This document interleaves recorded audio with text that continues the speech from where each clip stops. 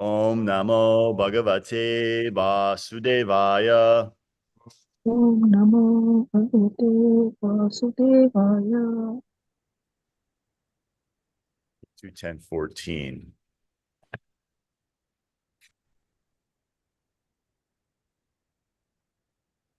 So what I'll do is just read through the first two, the Sanskrit, and then we'll do the third 16, and we'll do that 3 times, and then we can all chant a verse, okay?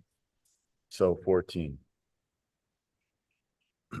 Adhidaivam atadhyatma adhibhutam iti prabhu ataikam parusham viryam tridhabhijatachirnu.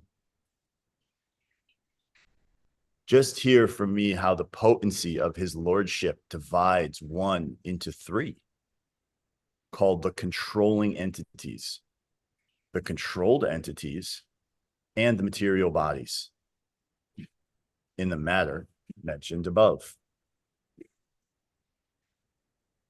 2:10:15.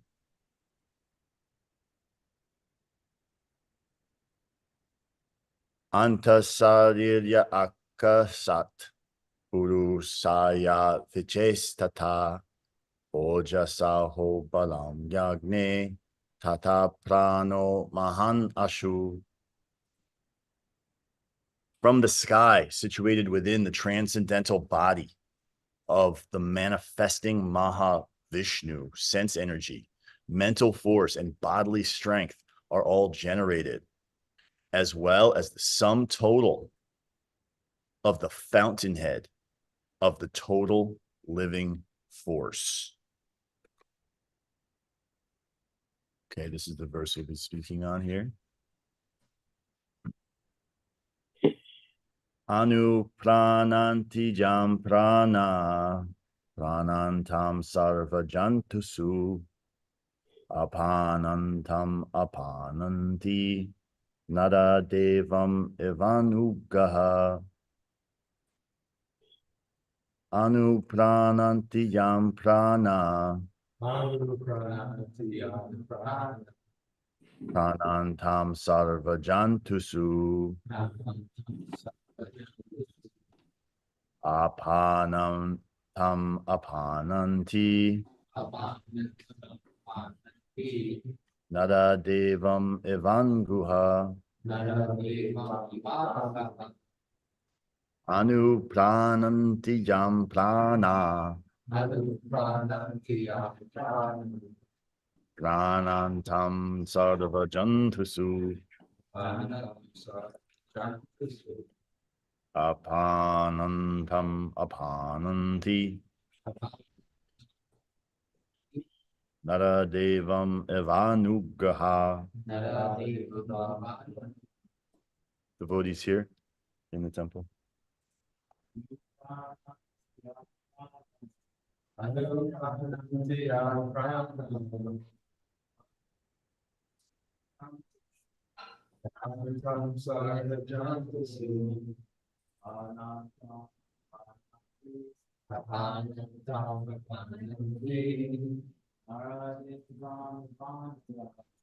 naradevam ivanugaha. Anuprananti yam prana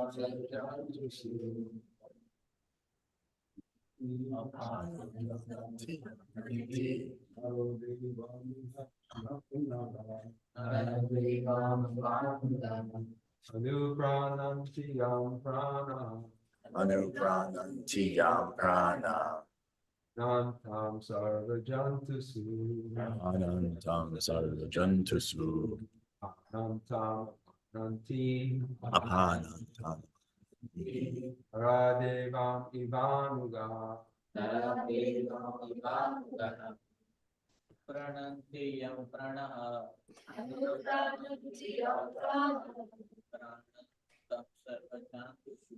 Pranantam sarvajantusu. Apanantam apananti.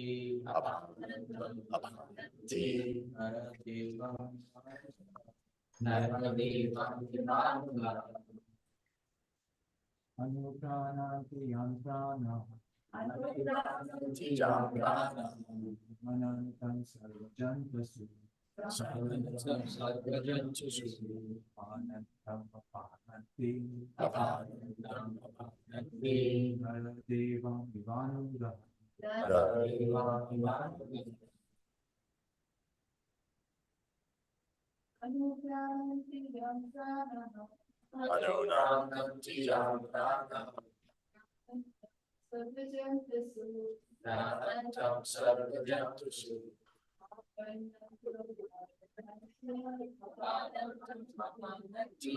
Naradevam vivanugaha.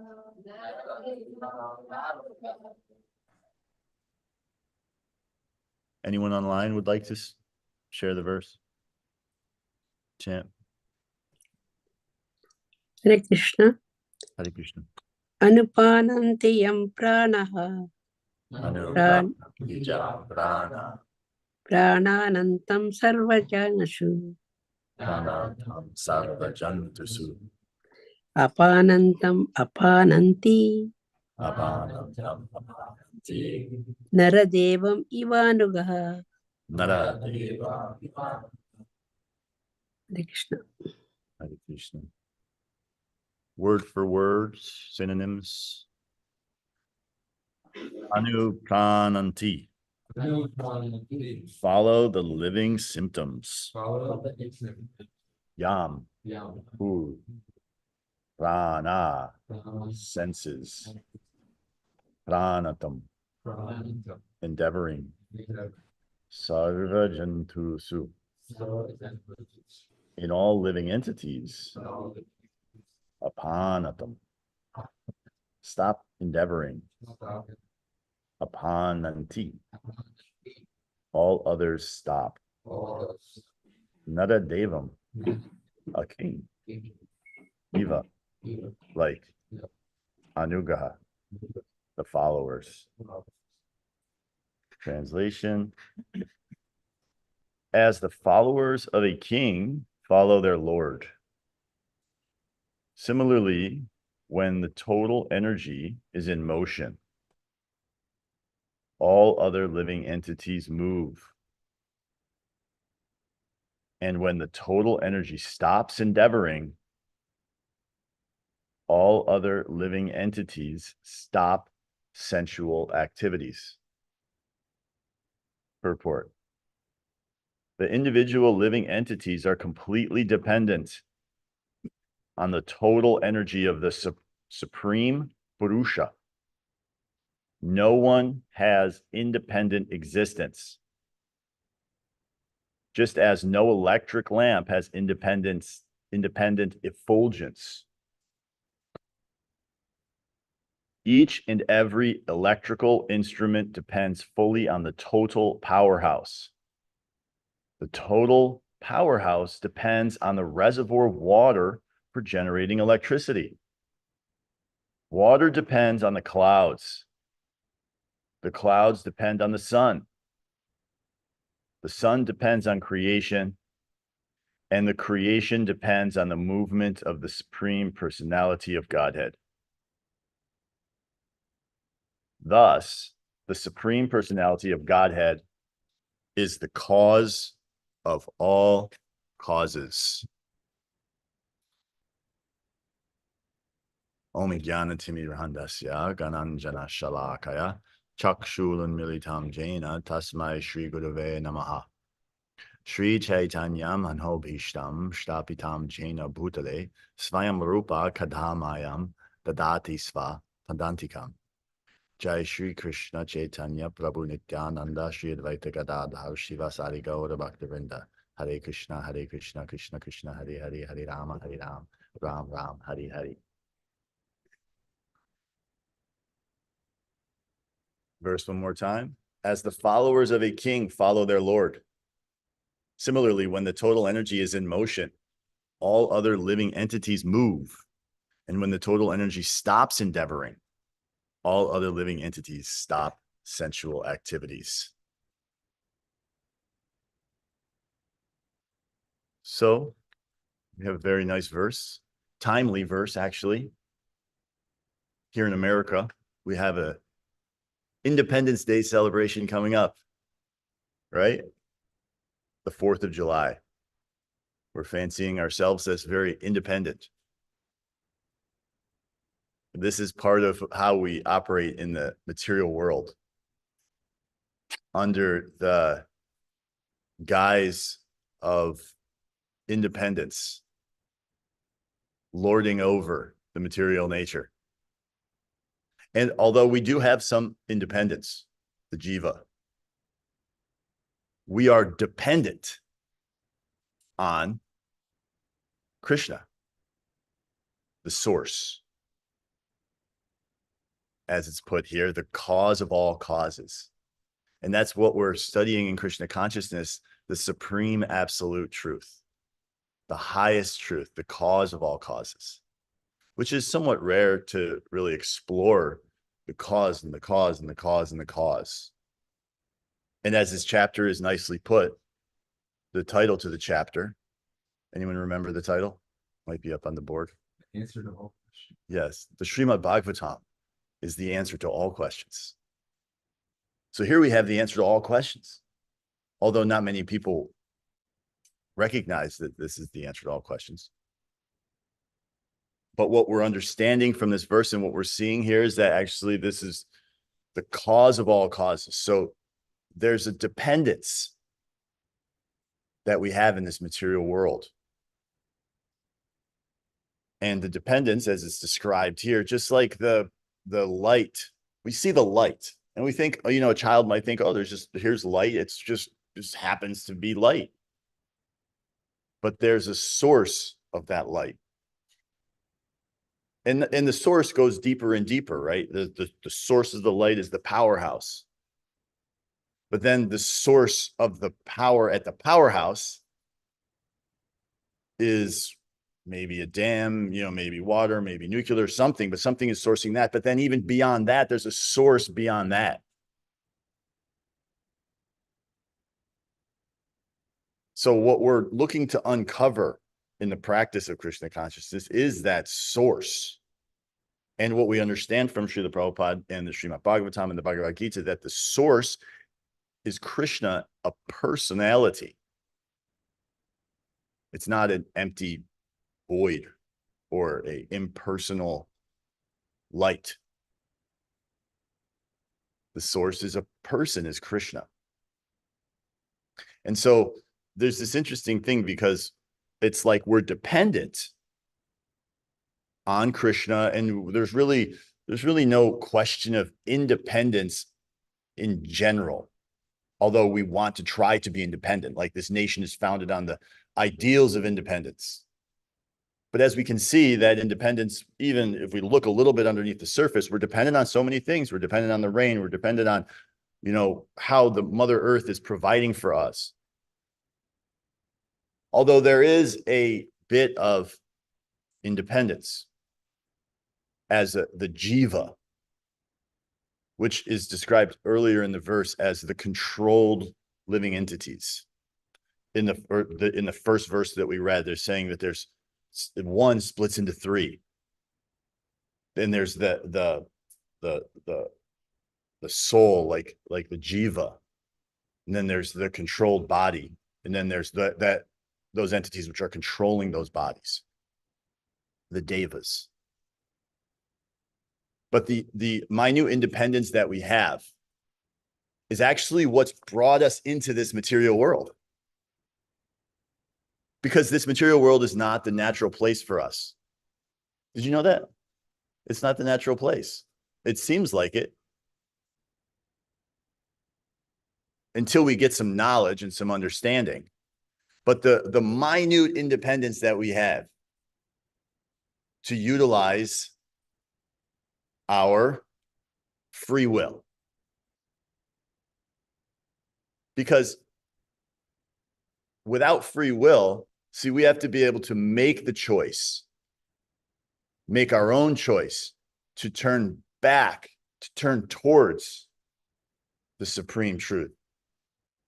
Krishna, our supreme father, the source of everything. We get to make that choice. But due to the ignorance that we have and the covering and the contamination of our true selves, we keep making the independent choice to try to enjoy in this material world. But the enjoyment that we find in this material world, it doesn't satisfy us. It's like we're accepting something very small when we could have something very big. It's described as like a beggar goes to a big king. He has the opportunity to go to a big king, and all he asks for is a few husks of rice. But he's asking for that because he doesn't realize and recognize the value of what the king actually has. And because of the way his consciousness, just like us, our consciousness is accepting such a small thing. We're taking such a small thing as the ultimate happiness, especially before we come in contact with someone like Srila Prabhupada and the knowledge to come out of this ignorance and illusion. So the whole world is going around searching after some kind of happiness here and there, and they keep finding themselves frustrated. So they keep trying to create another solution for another problem. It's called the problem solution mass. Have you ever heard of this? You have a problem, and then you create a solution to the problem. But then the solution becomes the problem. Like, so everyone is so very concerned with global warming. How does global warming happen? Okay, it's happening because we have so many cars, so we're burning so many fossil fuels. Okay, but why are we doing this in the first place? Because we're trying to fix the problem. I've said this before in classes, like maybe a couple of years ago, so you might have heard it, but I said, so like there's before cars, how did people get around in cities? Horses, right? So this illustrates the point of the problem solution mass. So horses were all in the cities, but guess what was happening with the horses? All in the cities. You can imagine. Horses have something, you put food in one end, something comes out the other. So the whole cities are full of horse manure, which is pollution. They're saying, oh, all this pollution is in the streets, so we have to find a way to stop it. And they go, well, okay, we'll come up with something that doesn't have pollution, it doesn't spit out the other end. So they come up with a car. So what ends up happening, we all see cars are driving, they're pumping out some toxic fumes out the back end. So in one sense, so then now that same problem is now that solution is now the problem. So like that, we're always trying to find a way to perfectly organize the material energy for our own benefit so that we can squeak out a little bit of happiness, misusing the minute independence while being totally dependent on Krishna. And the sooner that we can fully accept that as the reality of our situation, the sooner we can break free of the suffering that we're finding ourselves in.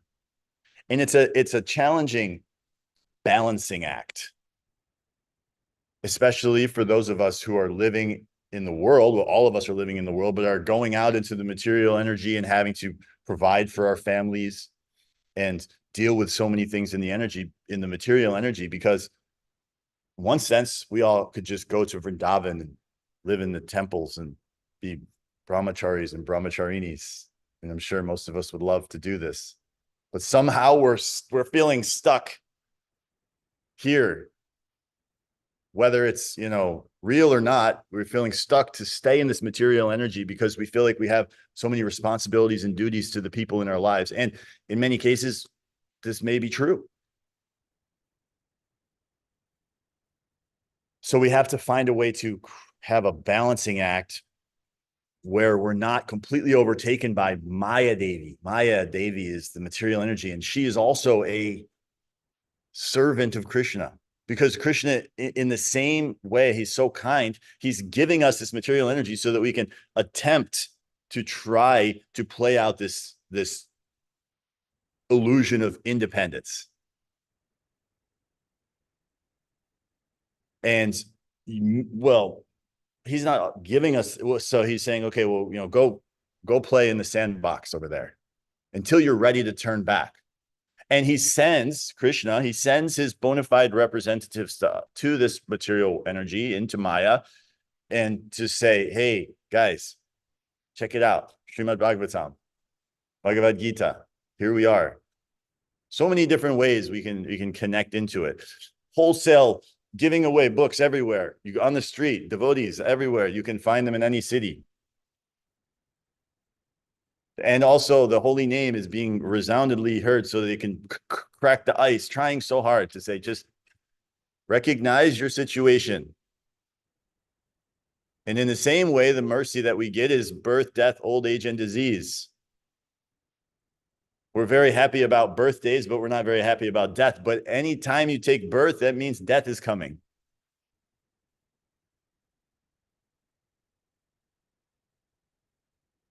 And in between, you have old age and disease.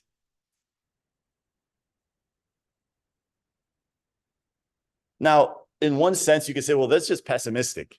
Why do you got to be? You guys are just, you know, just have some fun. All right. Just chill out. Just ride the wave of life. You don't know if this is true. Just, you know, what if you spend your whole life restricting yourself? And in one sense, it's a lot of the reason maybe why we don't fully and completely surrender. Lack of faith, shraddha, faith in the teachings of the acharyas, in the teachings of Srila Prabhupada. And of course, sure, we can find so many reasons why we shouldn't have faith. But the question is, if we don't have that faith, and if we don't follow the philosophies of a realized person, then what philosophy do we follow? What we end up with is following our own minds. And if we follow our own minds, we're so limited. We're limited by our own senses and what we can perceive with our very minute scope. Even insects and birds and trees and things can perceive much more in some cases than we can. Like an eagle, it can see so well from so high up. It's, you know, that certain birds, they can see very well. Yet without my glasses, I cannot even see what that is over there. How many people are in the room? I cannot tell. So because of our ignorance, we're thinking, hey, yeah, like I can figure this out on my own. And it's really the foolishness. Allowing our minds to run the show. And what Srila Prabhupada and all of the acharyas are saying is just come back. Like, don't trust your mind. Cultivate faith in Krishna and in his bona fide representatives. It's challenging because we're so used to being exploited and cheated in this age of Kali. Every attempt we have made to trust other people has left us a little bit more jaded.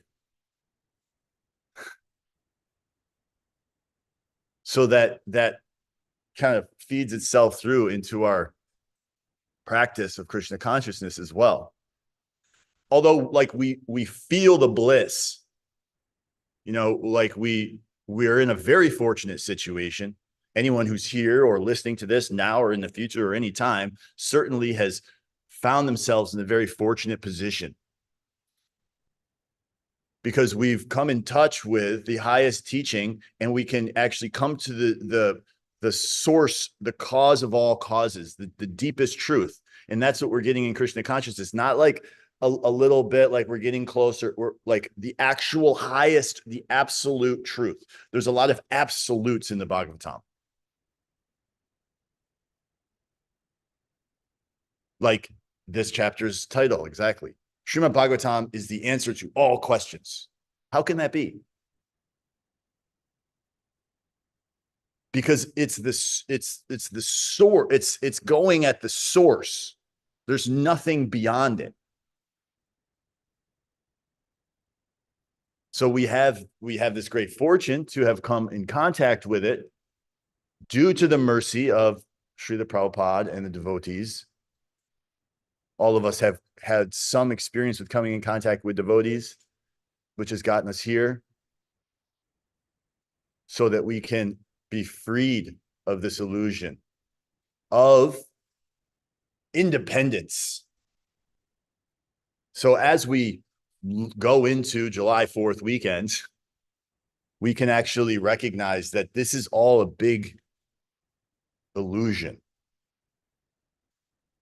in the sense that in the material energy, we will ever find any sense of I am able to control or be independent. And it's foolish to even think that we are, because we can see, if we just look, if like the surface level is broken away by from a material perspective, we can recognize that it is a completely futile attempt to try to control the material energy. And the more that we do, as Prabhupada puts, the more we are entrapped by her complexities.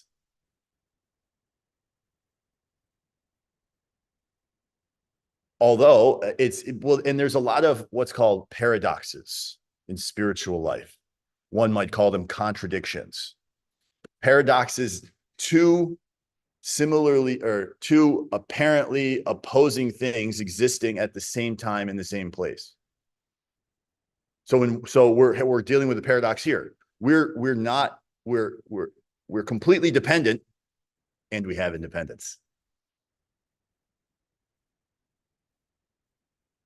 And as I was kind of preparing for this verse, I was recognizing that that's like, wait a second, because at first I'm thinking, okay, wait, like, yeah, like we don't have any independence. But then it's like, no, wait, actually, no, we do, because that's how we ended up here. We have a little bit of independence in that free will, but it's very minute.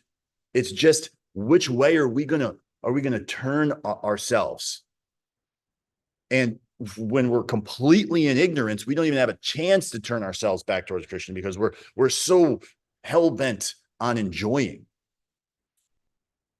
And we try every different thing, and we end up frustrated here, frustrated there. Problem solution mask comes in, and that's where we end up. And what's interesting about this, another thing that I found here, is that in 1949, Srila Prabhupada was writing a letter to someone in India, and he was talking about this. And I'll briefly share from this letter that Prabhupada wrote. He said, "It is said that there are two classes of men in creation."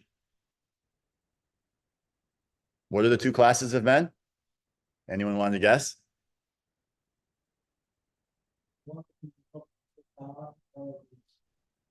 Yeah, and we can put it succinctly, is the Asuras and the Devas. Two. I'll go back. One class is called the Devas, godly. And the other class is called the Asura, demonic or godless. As sons of the Almighty Father, Supreme Godhead, all living individuals have their respective independence. One can utilize this God-gifted independence properly or improperly. When a living entity improperly uses God-gifted independence, and applies such independence for sense gratification without fulfilling the will or the plan of Godhead, he at once develops the demoniac qualities in contact with the illusory energy of Godhead and becomes a full-fledged asura.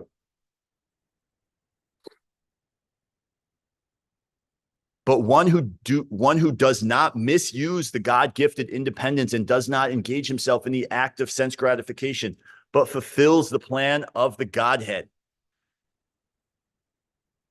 continues to be a deva or godly. In this act of sense gratification, the asura children of Godhead forgets the plan of Godhead and therefore tries to exploit the state of Godhead for their own benefit, which is sometimes centralized, but sometimes extended. We'll touch on that point when we come back. The gods or the godly sons of Godhead do not act like this, and they therefore distinguished from the asuras. Yeah.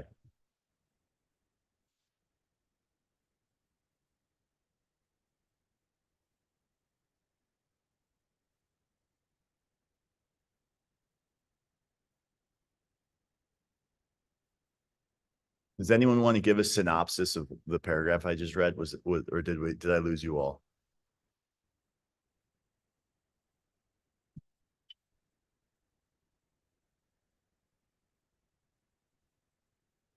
When a living entity, what? Improperly uses his or her God-gifted independence, we become asuras. And so this is a very important factor because I don't think any of us want to become asuras. When I first started reading the Bhagavad Gita, I was thinking, wow, I'm really one of these demons that they're talking about here. I'm like, is this me? Yes. Chapter 16 of the Bhagavad Gita, when I first read it, I was thinking, oh my gosh, I've never heard anything like this before. And I'm thinking, this definitely is real. Like I have to, and I was like, I think I was in like a Chick-fil-A or something the first time I was like listening to it, and I'm thinking, wow, this is really it. This is what they're talking about. Definitely.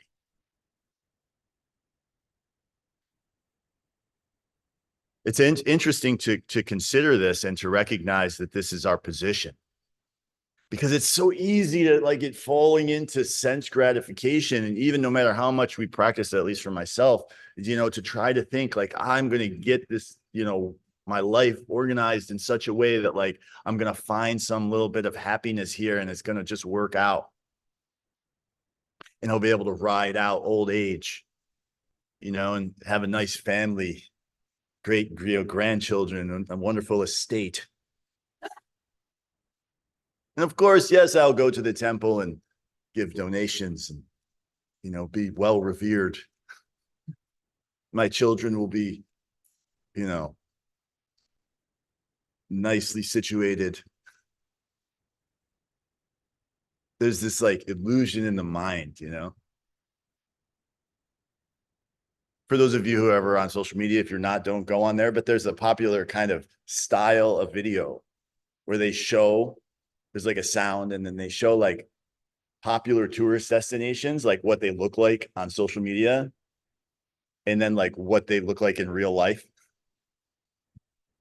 And but there's like this presentation of what we think it's gonna be like. And then it's like the real life, it's like a long line of tourists and like, like dirty bathrooms and like, the beaches look all crappy.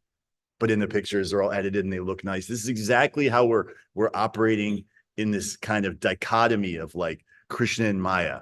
We're operating in this illusion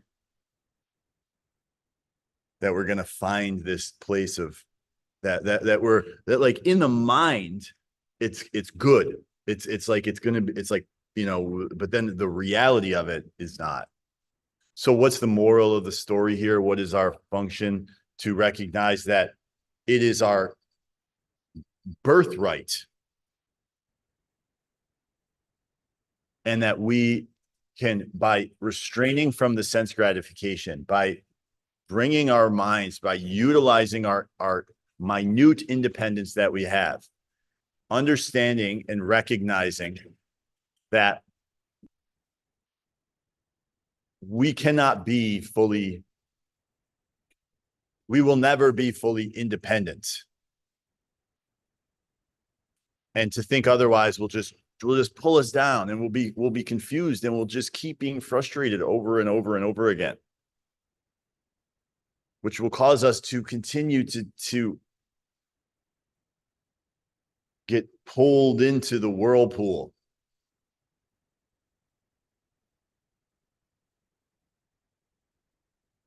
The jala, this is a net, right?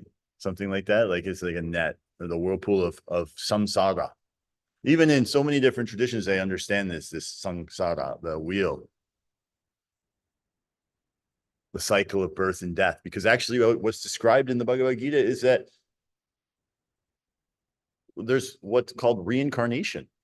So we will live in this body, and then we'll die, and then we'll, but really we don't ever actually die. We just move to another body. So this body perishes, we move to another body.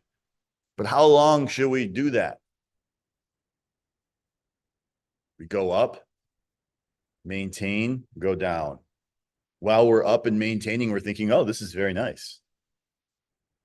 As we start to go down, we think, uh-oh, something's wrong here. I'm always surprised at very young devotees who come into Krishna consciousness. Clearly, they have some like past, agyata sukriti or whatever it is, that they can be at such a young age and recognize the value of Krishna consciousness. Because I mean, I didn't even consider coming, even though I had come in contact with devotees at a very young age, like 10 years old. And then again, in my teenage years, I knew about it, and I had read Prabhupada's books, and I thought it very interesting. But like, it wasn't until like my mid to late 30s where I was like, I could actually take the philosophy, due to this completely dull brain that I have, to take the philosophy and like recognize that this was something that could actually like give me what I had been searching after for my whole life, which was the answers to the questions of like, why do I have to, like, I could die at any second. Like, this doesn't make any sense. Like, why do I even, and like, I grew up in a Catholic situation. So it's like, okay, well, you're just going to like, you'll die and you'll go to heaven if you believe in Jesus. But that didn't make any sense. And then it was like, well, yeah, but everybody who doesn't know about Jesus is going to go to hell, and they're just going to go to hell forever. But I'm like, wait, that doesn't make any sense. But still, so coming into contact with that at an older age, I had already experienced a lot of downfalls in life and pain and suffering, which was like fertile ground for me to be able to actually recognize the value of the philosophy. Because I'm like, yeah, this material world doesn't really like provide any happiness. Everything that I thought I wanted, I got, and then it didn't do it. So I'm like, okay, well. But younger people who come into Krishna consciousness and they can get the philosophy right away, this is so fortunate and so great for them. Of course, in Srila Prabhupada, so many of his disciples were very young, and now they're all growing older. And so that's it. So the point of this is that, look, we have an opportunity in this life to utilize our minute independence, which is the free will to turn back towards Krishna. And if we misuse that, then we become asuras. That's the definition of asura, is misusing our independence. Because even those that we see that look like they're doing the worst things, guess what? They're still the same as us, and the same as everyone else at the core of who they are, at the cause of all causes, at the center of who they actually are. They're Jiver Sarupoi Krishna Nitya Dāsa, the servant, the constitutional position, the sarup of the jiva, what it means, the servant of Krishna. So we're fortunate to be in the position, so we don't want to waste this opportunity in this human form of life, because we never know what's going to happen after this. Even great devotees had to take birth as crazy situations. I was just at the kids camp in Gita Nagari this week. Speaking of, younger people who are coming in touch with Krishna consciousness, what's even greater is these young, very young kids. So they're there. Of course, their parents are telling them to come. Their parents are devotees, but some of them really stand out. Like, wow.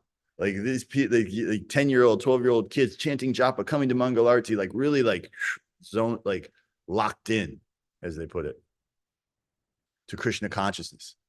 So I take a lot of inspiration from that, thinking, wow, like how can I, cultivate that enthusiasm, that inspiration to stay connected to Srila Prabhupada and Guru's lotus feet so that we can make our way out of this material world. We don't have to continue to suffer or take a birth in some other life form and have to work our way all the way back up. So we have a great opportunity. Let's keep trying to utilize it for our best benefit. And it's very simple, easy process.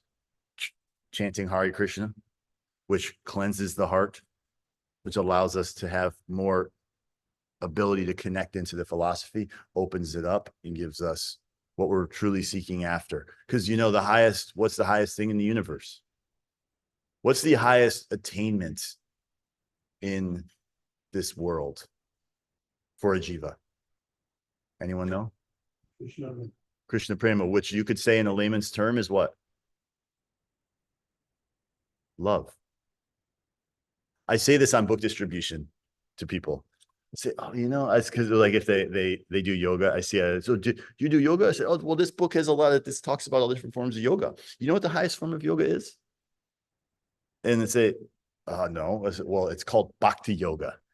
You know what bhakti yoga is? It's the yoga of love. So did you know that love is the highest thing in the universe? And they say, oh, yes, very nice. And so that is the actual highest thing is love, but not the love that we think that we're getting in this material world, which is a perverted reflection of what we're actually getting in the spiritual world. Everything here is a perverted reflection. What exists here also exists in the spiritual world. But the love is many times Prabhupada says there is no love in this material world. But the closest thing is to like a mother's love for the child. That's what Prabhupada says. But still we can recognize that it's tinged with something. Someone say, oh, okay, well, it's still something. But okay, if you put some sand in your sweet rice, put some sand in your sweet rice, do you still want to eat it? No, it's just a little sand. So no, we want it to be pure. We want it to be exactly what it is. And that's because we're going to the cause, the source. We keep going all the way down and down because that's what's really going to give us what we're seeking after. Hare Krishna, thank you very much. Any questions, concerns, objections, or anything else that anyone would like to share? Yes, Prabhu.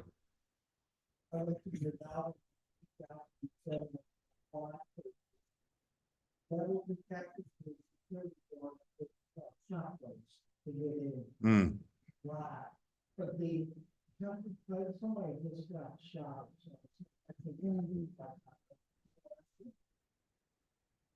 From Houston, couple things.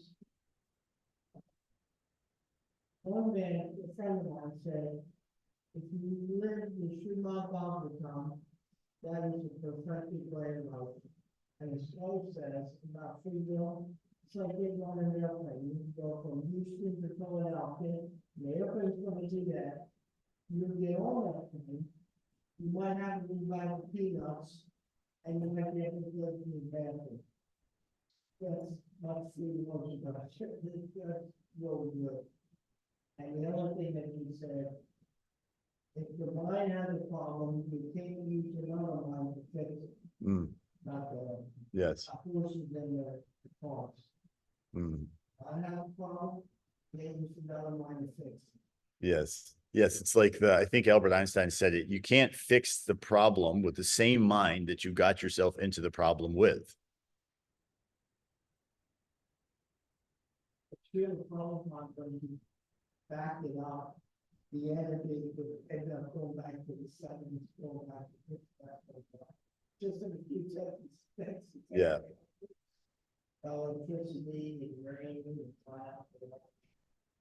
Yes. This Prabhupada's is expert master, which is an understatement, but of saying the most complex things in the most simple way for us to be able to accept it. And in regards to the airplane analogy, it's also, Prabhupada made this many times, that once you're up in an airplane and it's flying, no other airplane can save that airplane. You're on your own up there. And this is the same way. We are the captains of our own ship here. No, we put so much emphasis on the fallible soldiers, as it's put, of society, family, friendship, wife, kids, something. They're going to save us. But at the end, no one can. We are the only ones who can do it for ourselves. Thank you. Yes. Like, you said, we're not following the Dāsa, we're not, following this pure knowledge, that we're following our own, style of mind. And I always think of, this conditioned chain of command that we're under as it's like a military chain of command, but it's like flipped upside down. Or like the private, it's actually like making all commands to the colonel, it's like at the bottom. The jiva, the spirit soul, it's like taking the command of the intelligence taking the command of the mind's taking the command of the senses. Yes. Taking command. Material. Yeah, it's like what's described in the Bhagavad Gita is like the uprooted, or the reflection of the tree. There's like the tree, which is, it's like upside down. And yeah, and that's what's happening, the perverted reflection. So although I understand what you mean, what he's saying is that, the inferior is controlling the superior. So coming into gaining knowledge about that, we can reroute our consciousness and actually put like that famous picture from the Bhagavad Gita with the horses and the reins, with and the soul is in the back, and the driver, and the reins, and the horses, and the senses and stuff. So once we get that, this is I think it's easy to forget, at least it is for myself, like how empowering that is for us, having gained that knowledge, and how lost we are without that knowledge. Even though we might still feel like, oh, I'm so lost, or I'm struggling in this material energy to try to just stay alive. But without that knowledge, like really you're struggling. That's real struggle, because you're literally being pulled by the senses, which are impossible to ever. And even to the highest level, we see like so many big people in the material world. It's once you get that knowledge, it's obvious that they're being controlled by their senses, and they have no actual knowledge, and they're leading everyone else. And that's what the Srimad Bhagavatam says about Kali Yuga anyways, that those low class people in the dress of kings will lead the other people. So we'd be very careful not to be pulled into that consciousness, because we know it's like the basis of their equation of philosophy of life at the very basis is off. 2 + 2 in the big equation is that basic thing, which is we're not this body. The senses are not the thing that's going to make us happy. Anything from the devotees online?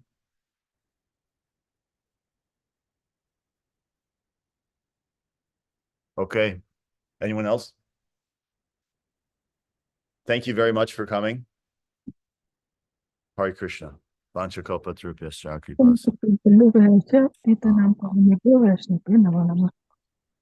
Prabhuji. Very nice class. Thank you.